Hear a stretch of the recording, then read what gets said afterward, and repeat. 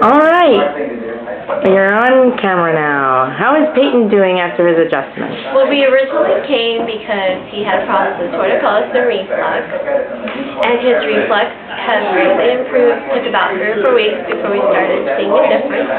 And then also his torticollis, we were going to PT as well. He only had 3 PT appointments. His PT was completely amazed that he only needed 3 appointments for his torticollis to be completely gone.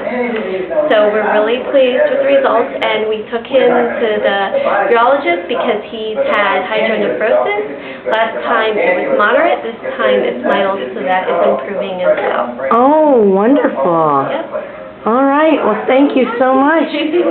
All right.